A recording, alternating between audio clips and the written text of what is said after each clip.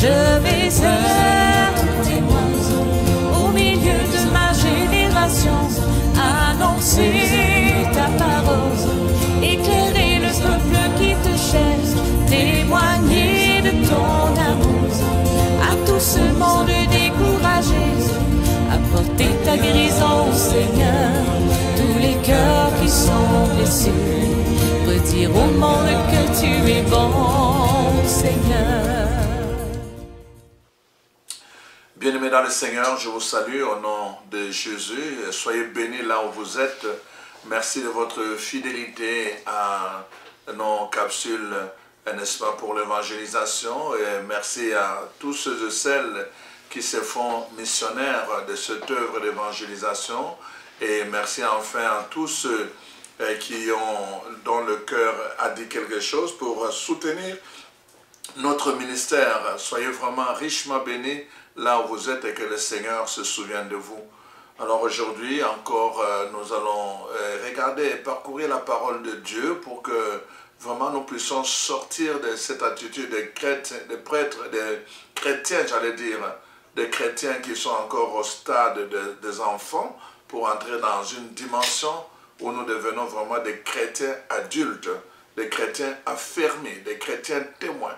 Alors donc pour cela nous avons besoin nous-mêmes d'être formés, d'être affermés par la parole de Dieu. Alors le thème que je vous propose aujourd'hui, c'est vraiment toujours dans les cadres de la foi, les cadres de la prière, donc tout ce qui va nous aider à bien prier, mais aussi à bien vivre notre foi dans le quotidien. Alors le thème que je vous propose aujourd'hui, c'est que Dieu ne peut agir au-delà de la portion de foi que tu mets à sa disposition. Dieu ne peut pas agir au-delà de la portion de foi. C'est-à-dire que nous allons voir dans la parole de Dieu comment Jésus va dire ta foi est grande, et bien, à cause de leur manque de foi et tout. Dieu ne peut agir que par rapport à ta portion de foi. Et nous allons le voir à travers donc la parole de Dieu. Cet enseignement, c'est pour nous fortifier. Nous fortifier vraiment, vous savez que quand nous allons quelque part, nous allons apprendre à puiser de l'eau. Ici, ce n'est pas le cas, mais partout où il y a eu à puiser de l'eau, c'était toujours le cas. N'est-ce pas? Les gens allaient avec des récipients. Donc, tu as un petit récipient, tu vas recevoir de l'eau, mais en fonction de la grandeur de ton récipient. Si tu vas avec un grand seau, tu vas recevoir beaucoup d'eau. C'est la même chose quand Dieu envoie l'eau du ciel. Ceux qui ont des citernes, hein, des petites citernes, évidemment, l'eau est vraiment, ils vont recueillir l'eau, mais à la grandeur de leur citerne. Mais ceux qui ont de grandes citernes, ils vont aussi recueillir l'eau, mais à la grandeur de leur citerne. Donc, Dieu ne peut donner, n'est-ce pas, agir au-delà du contenant, la foi. La foi que tu présentes, Dieu ne peut pas agir au-delà de ta foi. C'est pour cela que parfois il va attendre, comme nous allons le voir dans la parole de Dieu, il va attendre avant d'agir jusqu'à ce que ta foi soit fortifiée. Et alors seulement il pourra, n'est-ce pas, venir agir et manifester sa puissance dans ta vie. Nous voyons d'abord, le principe est clair. Dans l'évangile de Marc, le chapitre 11, la parole de Dieu nous dit clairement, dans Marc 11, n'est-ce pas, à partir du verset 22, nous voyons, Jésus avait maudit, n'est-ce pas, un figuier, et puis là, sur le chemin de retour, les apôtres remarquent le figuier, n'est-ce pas, a été vraiment asséché. Alors, ils le disent à Jésus, et Jésus leur donne cette leçon de foi. Il va dire ceci donc au verset 22, hein, voilà, donc Jésus prit la parole et leur dit, et avec, donc voilà, il va dire ceci, ayez foi en Dieu. Je vous le dis en vérité, si quelqu'un dit à cette montagne, ôte-toi de là, et jette-toi dans la mer, et qui ne doute point dans son cœur, alors qu'est-ce qui va arriver? Mais qu'il croit que ce qu'il dit arrive, alors il le verra s'accomplir. C'est pourquoi je vous dis, tout ce que vous demanderez en priant, croyez que vous l'avez reçu et vous le verrez s'accomplir. Donc voilà le principe de la foi. Donc la foi, c'est ça que le Seigneur nous dit. Tout ce que vous demanderez, tout, T-O-U-T. Donc dans la pensée de Dieu, dans la parole de Dieu, tout est possible à celui qui croit. Tout est possible à celui qui croit. Mais pourquoi certains obtiennent et d'autres n'obtiennent pas? Simplement à cause de la foi. Et c'est ça la réponse. Donc la foi, donc nous savons, la foi, la parole de Dieu nous dit dans le livre de Hébreux, le chapitre 11, versets 1 à 2, donc la foi c'est une assurance. Et c'est une assurance qui est basée sur des choses qu'on ne voit pas encore. Mais qui en fait est une démonstration de ces choses-là. D'abord l'assurance, on ne voit pas ces choses-là, mais on démontre cela à travers notre attitude, à travers nos convictions, à travers notre façon d'être et de faire. On montre qu'on a la foi. Donc c'est d'abord une assurance. Je marche avec assurance. Je n'attends pas de voir les résultats. Je n'attends pas de voir la chose pour croire. Je marche avec assurance. Pourquoi? Parce que Dieu est fidèle à sa parole. Pourquoi? Parce que plusieurs personnes qui ont mis leur confiance en Dieu, n'est-ce pas, ont vu le résultat. Ils ont mis leur confiance en Dieu et n'ont pas été déçus. Et tout cela a été mis par écrit comme témoignage pour nous servir d'exemple. On voit par exemple toute l'histoire de Daniel, comment Daniel a vécu dans un pays étranger, comment vraiment grâce à sa foi, Dieu a fait de grandes choses. On voit Esther à une période où, n'est-ce pas, ils sont menacés. Ils sont menacés par la magouille des Juifs, pardon, des gens de ce pays qui ne voulaient pas du peuple juif. Alors on veut exterminer tout le peuple juif. Mais Esther doit aller rencontrer le roi. Il appelle un lion. Et la première chose, c'est qu'il engage une démarche de foi. Il demande à tout le peuple de jeûner 3 jours avec lui. Et c'est ça, la démonstration que je vais aller, la démonstration après le jeûne, Esther se met en mouvement jusqu'à aller voir le roi. Avec cette certitude que Dieu va intervenir. On ne voit pas encore les choses quand on marche dans la foi.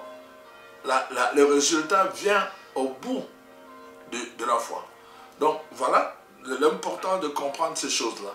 Alors donc la foi fonctionne de cette façon, non pas avec la vue, mais avec une conviction interne qui est basée sur la parole de Dieu. Parce que Dieu a dit, Dieu n'est pas un homme pour mentir, donc il va l'accorder, il va le réaliser. Et alors donc notre foi est basée là-dessus. C'est pour cela que dans certains cas, on voit comment Dieu fait coopérer l'être humain. Dieu est tout puissant, mais sa toute puissance, c'est-à-dire qu'il est tout puissant dans le sens que tout lui est possible. Même quand il ne donne pas, tout lui est possible. Mais parfois, il va attendre la coopération de l'être humain pour, n'est-ce pas, rendre les choses impossibles possibles. Il va attendre la coopération de l'être humain et cette coopération, ça s'appelle la foi. Nous le voyons dans beaucoup de cas, par exemple.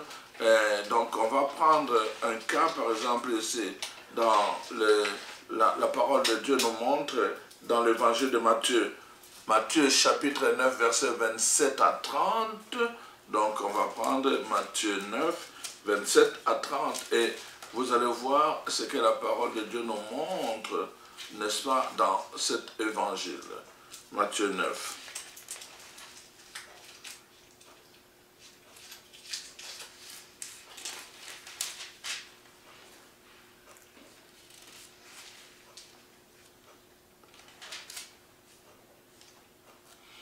Alors, voici, 27 à 30.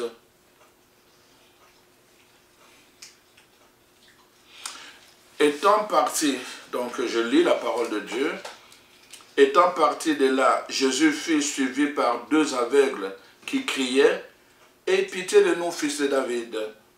Lorsqu'il fut arrivé à la maison, les aveugles s'approchèrent de lui et Jésus leur dit « Croyez-vous que je puisse faire cela ?» Croyez-vous que je puisse faire cela? Alors il leur toucha les yeux en disant, Alors, ils répondirent, oui Seigneur, nous le croyons. Alors, il leur toucha les yeux en leur disant, qu'il vous soit donné selon votre foi. Et leurs yeux s'ouvrirent.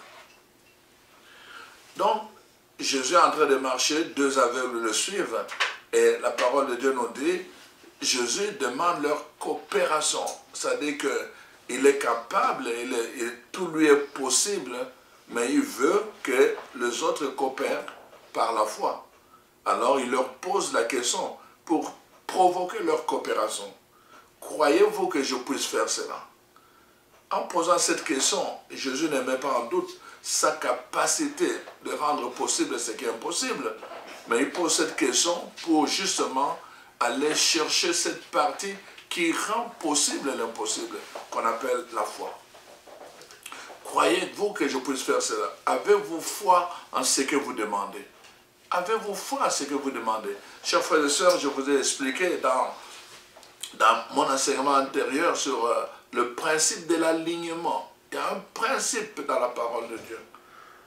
Dans toute notre vie, il y a des choses, quand ça fait défaut, n'est-ce pas, nous pouvons avoir des conséquences. Vous savez, par exemple, quand vous utilisez des machines à laver, n'est-ce pas, des machines pour laver les habits, n'importe quoi. Donc, il y a des signes, il y a des principes, on vous dit, si ce sont des habits de couleur, il faut mettre à tel niveau. Si c'est beaucoup d'habits, mais à tel niveau, il y a toujours des boutons, plusieurs boutons qu'il faut ajuster. Ça, c'est, la machine va faire le reste. Mais vous devez coopérer en lui donnant le bon, comment je veux dire, le bon alignement. Donc c'est ça qu'on fait. La foi nous permet, c'est ce que nous faisons là, pour que la machine fasse le reste. Mais nous devons lui donner tout ça et puis nous appuyons, ok. Alors la machine commence son travail. Et c'est ça que Jésus demande à ces gens. Et dit, croyez-vous que je puisse faire cela? Et la suite, c'est que quand ils ont dit oui, nous le croyons, alors il va leur toucher les yeux, et alors qu'est-ce qui va se passer? À partir de ce moment, il dit que tout vous soit accordé selon votre foi. Et leurs yeux s'ouvrirent. Selon votre foi. Donc si vraiment vous croyez que je peux faire cela, alors on va voir les résultats. Si vous croyez, on va voir les résultats. Comme ils croyaient, alors la Bible dit, n'est-ce pas, en terminant, et leurs yeux s'ouvrirent. Parce qu'ils croyaient. Mais s'ils ne croyaient pas, même si Jésus avait fait les gestes, leurs yeux n'allaient pas s'ouvrir parce que leur manque de foi allait être un obstacle qui allait empêcher la puissance de Dieu de se manifester dans leur vie. Bien sûr que Dieu est souverain. Il est souverain, il peut agir. Même parfois, il a agi dans des endroits où les gens n'avaient pas encore la foi et il a suscité la foi en agissant. Mais il nous donne le principe de base. La foi, c'est une assurance. Vous devez avoir l'assurance avant même de voir. Parce que cette assurance est basée sur des choses qu'on ne voit pas. Voyez-vous? Et vous devez en faire la démonstration dans votre foi alors que vous ne voyez absolument rien. C'est comme ça que vous allez voir des gens, ils n'ont pas encore reçu ce qu'ils attendent, mais ils sont en train de chanter, de louer Dieu. Et les gens, il faut une démonstration de leur foi alors que apparemment sur le plan concret, il n'y a rien qui marche. C'est ça la foi. Donc, alors, cette foi a une capacité, une petite comme une grande. On peut avoir une petite foi, on peut avoir une grande foi. Et la parole de Dieu nous montre cela. Donc, la foi, c'est quelque chose qui nous permet d'aller très très loin. Nous pouvons faire des grandes choses. Jésus dit, nous pouvons déplacer des montagnes avec la foi. Mais la parole de Dieu nous montre aussi que le manque de foi peut être un grand obstacle à la puissance de Dieu. Comme ce fut le cas, n'est-ce pas, dans toujours, comment je veux dire, dans l'évangile de Marc, nous allons voir, dans l'évangile de Marc, le chapitre 6 en particulier, je vais prendre l'évangile de Marc, le chapitre 6, et nous allons voir ce que Marc nous dit à ce propos. Alors Marc 10, alors Marc 5, Marc 6, je vais prendre le verset 5 jusqu'au verset 6 de l'évangile de Marc. Alors voilà, qu'est-ce que la parole de Dieu dit. À partir du verset 5. Donc, Jésus arrive chez lui, donc chez ses parents, parmi ses parents et dans sa maison. Alors, mais il ne put faire aucun miracle, si ce n'est qu'il imposa les mains à quelques malades et les guérit. Et il s'étonnait de leur incrédulité. Jésus n'a pas pu faire de miracles dans sa propre patrie. Il n'a pas pu faire de miracles. Le problème, c'était quoi? Le manque de foi, l'incrédulité. Donc, autant la foi peut provoquer des miracles, autant l'incrédulité peut empêcher les miracles de Dieu de se manifester. Alors donc, nous sommes en train de dire ceci. Donc, Dieu ne peut agir que dans la dimension, la portion de foi que nous mettons à sa disposition. Donc, on voit ici, les gens de Nazareth n'avaient pas mis une grande foi en Jésus. La conséquence, c'est qu'il a fait juste quelques guérisons. Il n'a pas pu faire de miracles. Il n'a fait que quelques guérisons à cause de la portion de foi qu'ils ont mis en lui.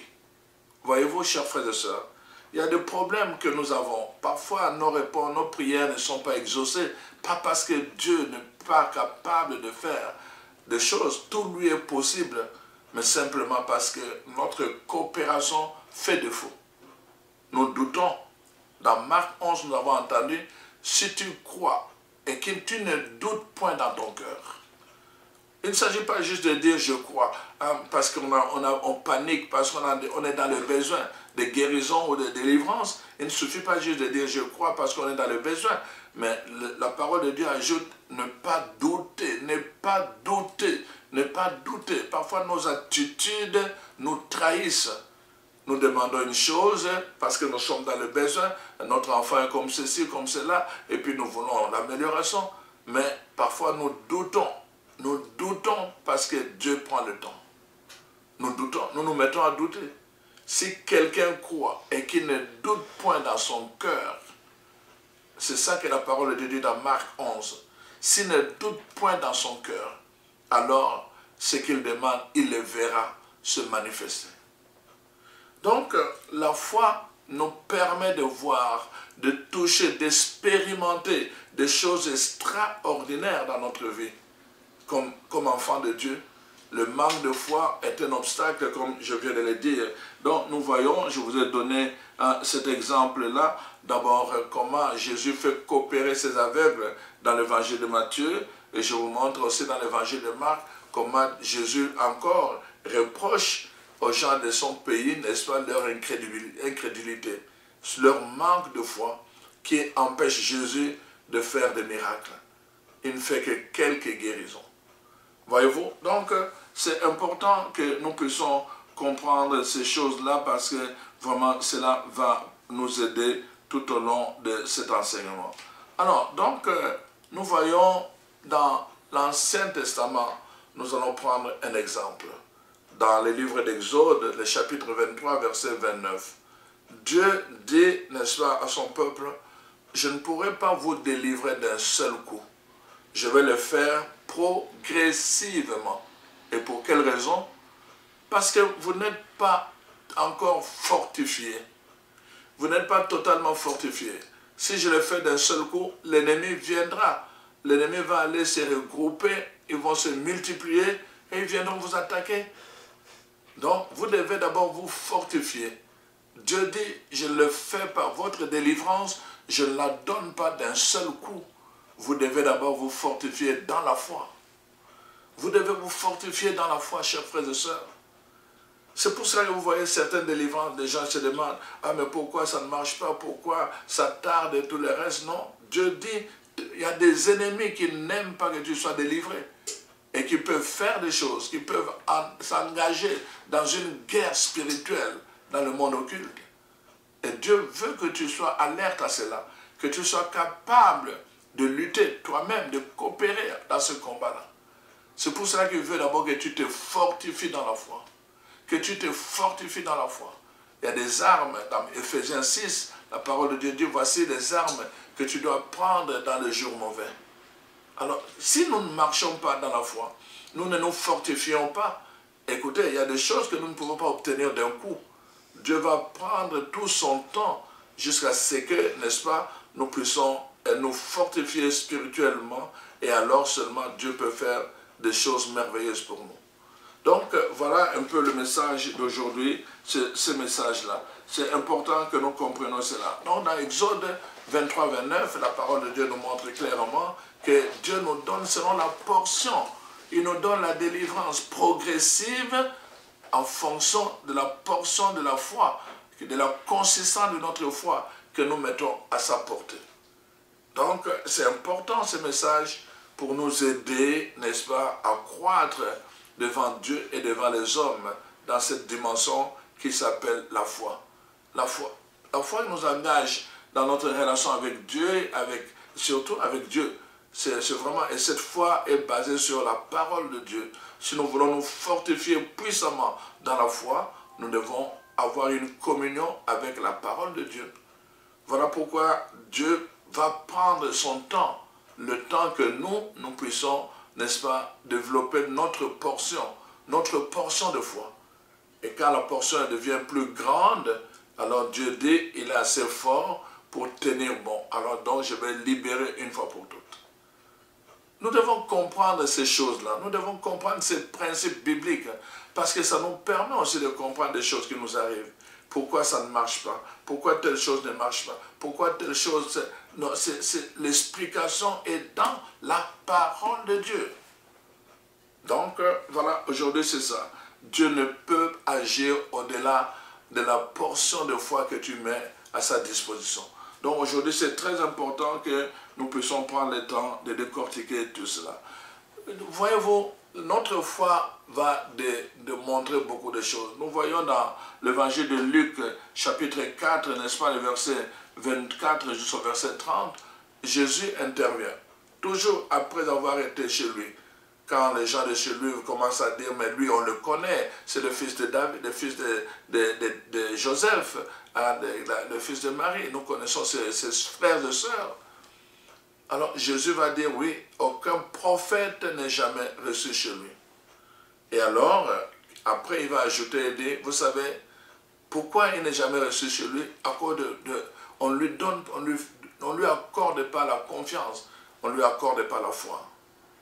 Alors il va donner l'exemple justement qu'au temps, n'est-ce pas, au temps d'Élie, du prophète Élie, il y avait une grande sécheresse et une grande famine. Il y avait beaucoup de veuves en Israël. Pourtant, Élie a été envoyé chez une veuve étrangère. Parce que les autres ne l'acceptaient pas comme prophète. Ils ne lui ont pas fait confiance. Dieu donne. Là, Élie est allé chez une femme, une veuve étrangère, il lui a dit, va me faire une galette, et il lui a parlé pendant longtemps. Et puis finalement, cette femme a obéi, en obéissant aux paroles du prophète, elle va dire elle-même que voilà ce qui est dit, parce que c'est un prophète, elle va obéir. Le veuve d'Israël n'ont pas obéi parce qu'ils ne considéraient pas, Élie ne le considérait pas. Le peuple lui-même tergiversait, n'est-ce pas, entre Dieu Yahweh et Baal. Donc on voit que finalement la personne qui va recevoir le bienfait d'Élie pendant toute la période de sécheresse, cette femme qui a donné la galette à Élie ne manquera ni de farine ni d'huile avec le peu qu'il avait. Elle sera bénie à cause de sa foi en la parole du prophète. À cause de sa foi en la parole du prophète. Donc il va recevoir selon la portion de sa foi. Il a donné de l'huile, il a donné de la farine, il en a fait des galettes et le prophète l'a béni à travers ce qu'il a donné dans la dimension de la foi. C'est important que nous comprenions ces choses-là parce que parfois nous nous plaignons, nous murmurons, nous nous révoltons, nous accusons Dieu parce que nous ne comprenons pas comment Dieu coopère, comment Dieu opère avec ses enfants dans la dimension de la foi. Alors c'est important que nous prenions ce temps-là pour comprendre toutes ces choses. La parole de Dieu donc nous montre clairement que voilà comment Dieu agit. On voit dans l'histoire du peuple de Dieu, un peuple que Dieu avait choisi, un peuple que Dieu avait béni. On voit ce même peuple qui faisait la préoccupation de Dieu lui-même. Dieu prend le devant pour combattre Pharaon et pour le mettre en chemin vers la terre promise. Et la parole de Dieu nous dit, il y a toute une génération qui n'est pas entrée dans la terre promise. Pourquoi? Ils ont perdu la foi dans le désert. Dieu leur donne une parole sûre, il leur donne une direction, il leur donne un chef pour les guider vers ce lieu sûr.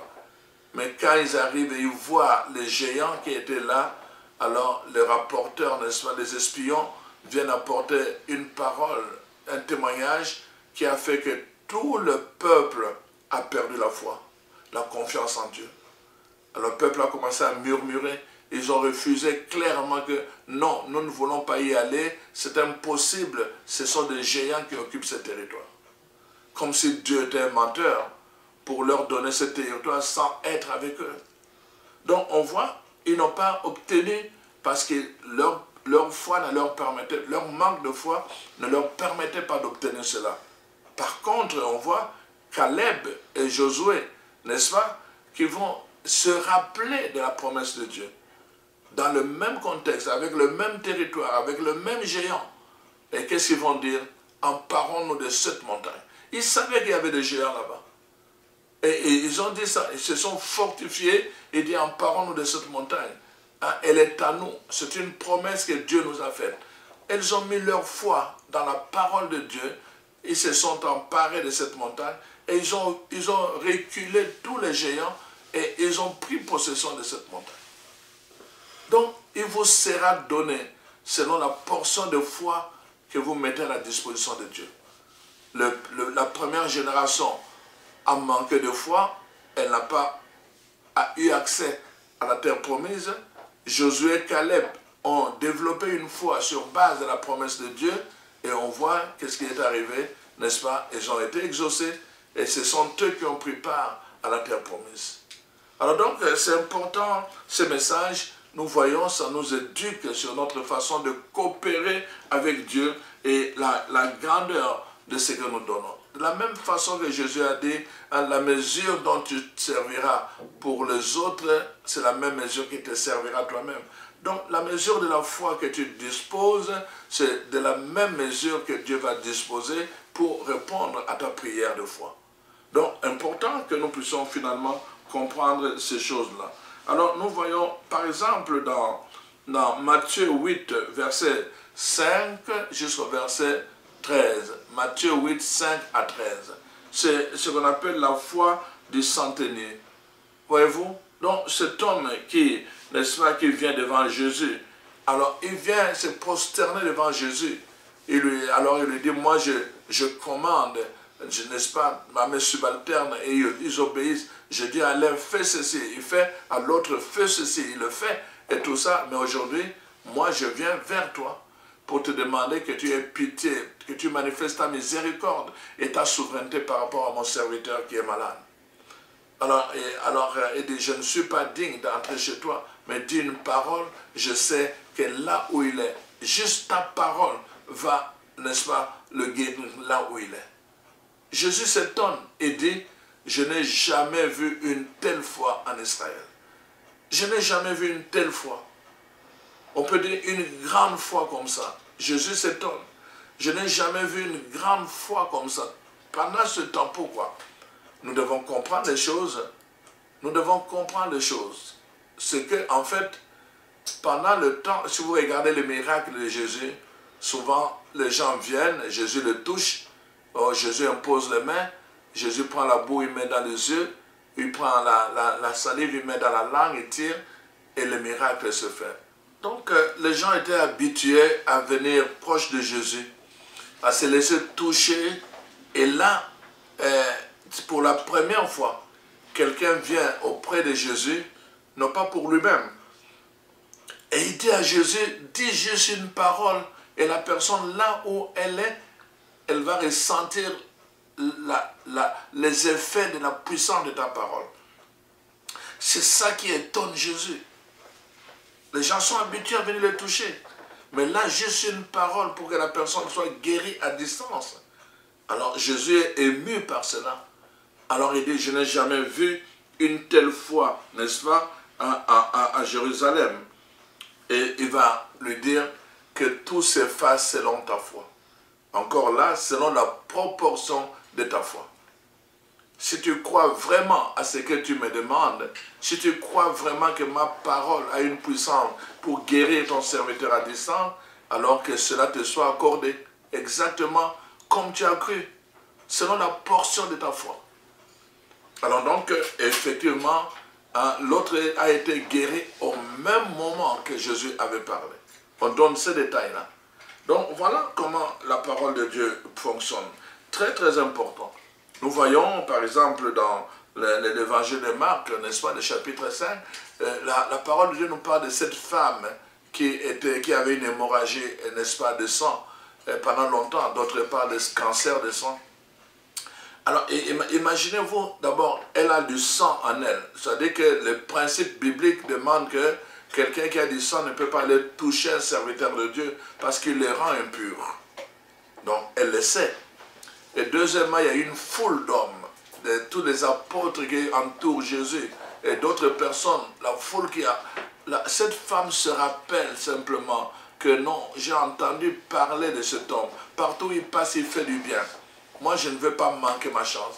Bien sûr que je suis impur en ce moment, mais lui, il est saint. Je vais aller le toucher. Et la parole de Dieu dit, elle s'est faufilée. Elle s'est faufilée jusqu'à arriver auprès de Jésus. Et dit, si je n'arrive à toucher que son habit, voyez-vous, les gens veulent toucher Jésus. Les gens veulent que Jésus prenne ses mains, impose sur leur tête. Mais elle dit, si j'arrive seulement à toucher son habit. Exactement comme les sentinelles. Dit seulement une parole. Lui dit, si j'arrive juste à toucher son habit, je serai guéri. Elle met sa foi dans l'habit de Jésus. Mais pourquoi? Parce qu'elle savait qu'il y avait une puissance qui pouvait se dégager à travers son habit. Et donc, finalement, Jésus va ressentir cela quand elle va le toucher. Il va dire, qui m'a touché? Les gens sont étonnés. Mais ce que les gens ne comprenaient pas, plusieurs personnes touchaient Jésus. Parce qu'il y avait une foule. Quand il y a une foule, plusieurs personnes vont te toucher. Mais cette femme-là n'a pas touché Jésus de la même façon que la foule. Elle n'a pas touché Jésus de la même façon. La foule a touché Jésus, mais elle n'a pas reçu ce que cette femme a reçu. Pourquoi? Cette femme a touché Jésus d'une façon différente. Il te sera donné selon la portion de ta foi. Vous serez dans le même environnement. Vous serez dans une foule, mais vous allez poser le même geste. Mais la qualité de ta foi va donner un résultat différent. Et c'est ça qui va arriver à cette femme. Elle va être guérie tout de suite là. Jésus va le ressentir et à la fin, Jésus va lui dire, courage femme, ta foi, c'est ta foi, c'est ta foi, c'est ta foi qui t'a sauvé. C'est la foi. Donc, tout te sera donné selon la portion de ta foi. Tu as une petite foi, tu auras un petit résultat. Tu as une grande foi, tu auras un grand résultat. Tu veux expérimenter la puissance de Dieu, tu dois développer, n'est-ce pas, une foi puissante. Et c'est très très important de comprendre toutes ces choses-là. Alors donc, nous voyons cela, et puis finalement, la parole de Dieu nous parle de cette femme au perte de sang, où Jésus va dire cela. Mais l'aveugle Bartimée, c'est la même chose. On voit Jésus en train de passer, n'est-ce pas? Et il entend que c'est Jésus, il crie. Première fois, deuxième fois, il crie plus haut. Troisième fois, il crie encore plus haut. Voyez-vous? Donc, on voit le changement dans sa façon de crier qui montre le degré de sa foi. Jésus va s'arrêter, il va arrêter le temps, il va arrêter la marche et il va dire, à partir de maintenant, appelez-le. C'est Bartimée qui devient la vedette. En un instant, Jésus va lui demander, que veux-tu que je fasse pour toi? La coopération. Tu dois coopérer. Quel est le degré de ta demande de foi? Quel est le degré de foi qui habite ton cœur quand tu demandes? Que veux-tu que je fasse pour toi? Et des Rabboni, que je vois de nouveau. Que veux-tu que je fasse pour toi? C'est pour que tu coopères. Tu dois comprendre que Dieu peut faire des grandes choses, mais dans la plupart des cas, il attend ta coopération. Et c'est ça en fait le principe. Et donc, Jésus va le toucher et l'aveugle Bartimée va retrouver la vie. Donc, c'est important la foi. mais il nous est donné selon la portion que nous avons quand nous venons à lui. Voilà pourquoi nous vous partageons, n'est-ce pas, tout ça. Alors, nous voyons dans l'Ancien Testament, ou d'abord je vais terminer avec le Nouveau Testament, dans l'évangile de Luc, chapitre 9, verset 40. Luc 9, verset 40, la parole de Dieu nous parle, particulièrement dans ce verset, on peut lire les autres versets qui précèdent. La parole de Dieu nous parle particulièrement des apôtres. Il y avait un homme qui avait un enfant. Cet enfant était épileptique, possédé par un esprit qui le faisait souvent tomber dans le feu. Alors donc, ce papa est allé chercher les apôtres pour qu'ils viennent chasser cet esprit. Alors ils sont allés, ils ont prié, rien du tout. L'esprit ne voulait pas partir. Et finalement, il est venu voir Jésus. Il dit, voilà, j'ai demandé à tes apôtres, ils ne sont pas capables de chasser cet esprit. Je te supplie, viens le faire pour moi. L'insistance de ce père montre le degré de sa foi. L'insistance d'aller voir les apôtres et de venir voir Jésus montre le degré de sa foi. Et la parole de Dieu nous dit, n'est-ce pas, Jésus a chassé cet esprit. Il a donné l'ordre, l'esprit est parti. Et après, les apôtres lui posent la question, mais comment se fait-il que nous n'avons pas pu chasser cet esprit? Alors Jésus répond, à cause de votre incrédulité, votre manque de foi, votre manque de foi. Vous devez apprendre à jeûner, vous devez apprendre à prier avec foi pour chasser ce genre d'esprit. Donc, voyez-vous, l'incrédulité, le manque de foi n'a pas permis. Les apôtres sont allés, bien sûr, mais ils étaient hésitants au-dedans d'eux-mêmes. On dirait qu'ils n'avaient pas confiance en eux-mêmes et ils n'avaient pas confiance en Dieu. Voilà pourquoi ils ont échoué, nous dit la parole de Dieu. On retrouve, n'est-ce pas, cet esprit dans le deuxième livre des rois, n'est-ce pas, au chapitre 6, avec Géasi, n'est-ce pas? On voit Géasi déjà dans le chapitre 4, on voit Géasi, n'est-ce pas, qui était le disciple du prophète Élisée. Le prophète, donc, à un moment donné, le prophète avait prié, n'est-ce pas, pour une dame qu'il accueillait tout le temps, à la même période chez lui. Alors, le prophète Élisée avait demandé, qu'est-ce que je peux donner à cette femme qui m'accueille toujours? Et on lui a dit que cette femme n'avait pas d'enfant. Alors, le prophète a prié pour qu'elle ait un enfant.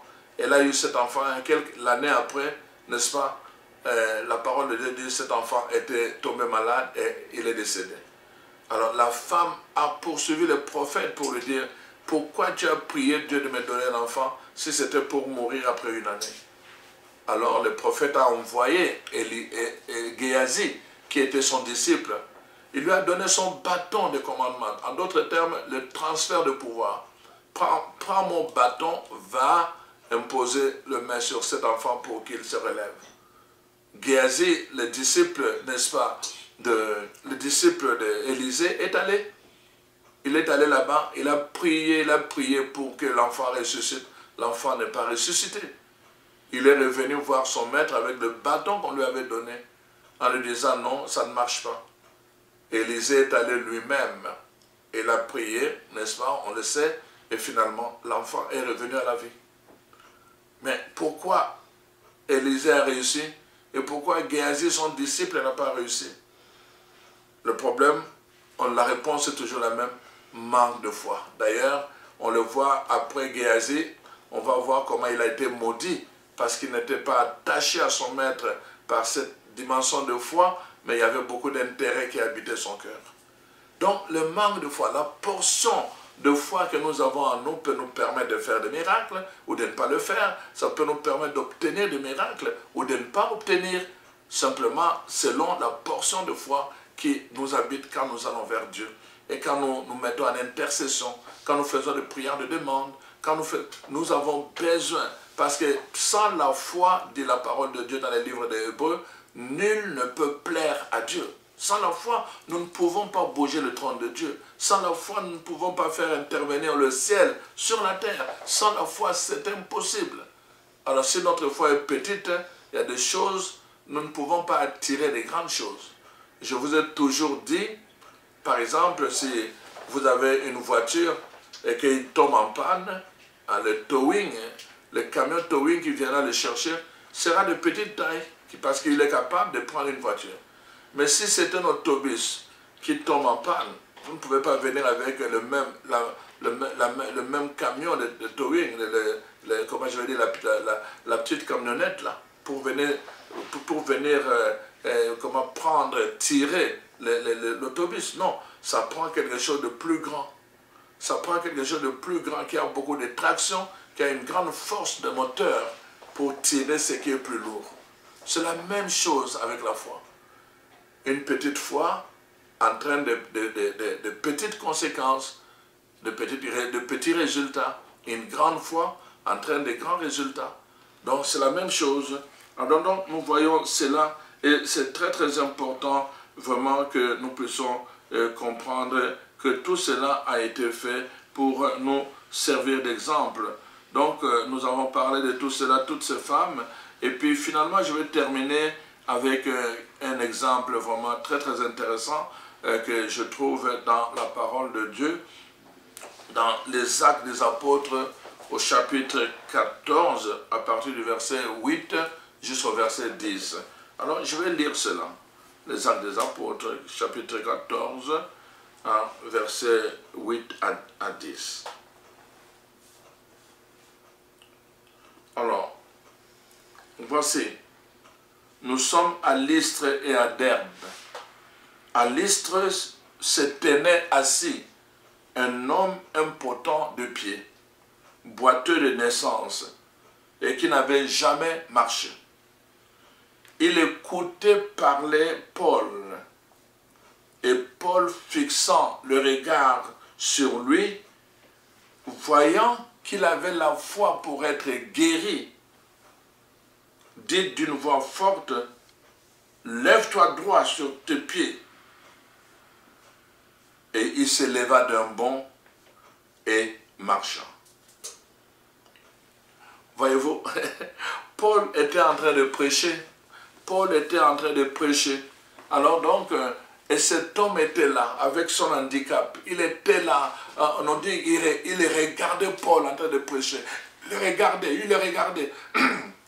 Et puis à un moment donné, Paul aussi a fixé des regards sur cet homme. Regardez les détails. La Bible dit ceci, voyant qu'il avait la foi pour être guéri.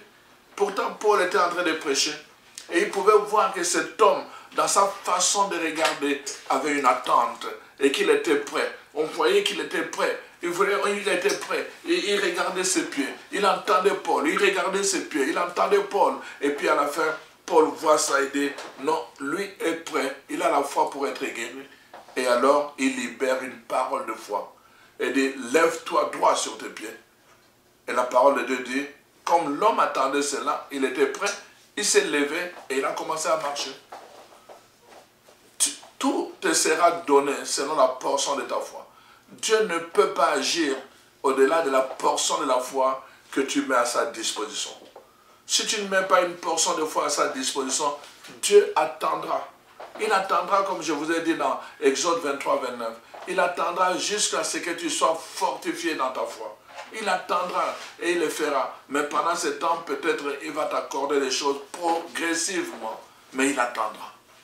Alors mon frère, ma soeur, je voulais te partager ces choses pour te fortifier dans la foi, pour vraiment t'aider à t'affermir dans la démarche de foi. Dieu est esprit, nous ne le voyons pas avec nos yeux. La parole de Dieu nous dit, quand nous allons vers lui, nous n'allons pas par la vue, nous allons par la foi. C'est-à-dire avec cette assurance sur des choses que nous ne voyons pas. Mais nous savons la démonstration, ce que nous prions, nous louons, nous chantons. Pourquoi? Parce que nous savons que Dieu est fidèle à sa parole et qu'il soutient toutes choses par sa parole. Et parce qu'il a dit, il va le faire. C'est tout ce qui fonde notre audace. C'est tout cela. Parce qu'il a dit, il va le faire. C'est pour cela que nous sommes audacieux. Les gens parfois nous traitent de fous. Mais non, nous croyons que Dieu est fidèle parce qu'il a dit, il le fera. Voilà vraiment mon souhait pour vous, vraiment d'entrer dans cette dimension de foi audacieuse qui fait déplacer les montagnes, comme je l'ai dit au début. Et ça, c'est encore un don de Dieu. Dieu a besoin de ta coopération pour faire des grandes choses. Jésus dit, jusque-là, vous n'avez pas encore demandé de grandes choses. Jusque-là, tu n'as pas encore demandé de grandes choses. Tu ne peux pas te contenter de subir les choses. Tu ne peux pas te contenter simplement de petites expériences que tu as dans ta vie de foi. Tu ne peux pas te contenter de vivre comme Job qui disait, je te connaissais par ouï dire.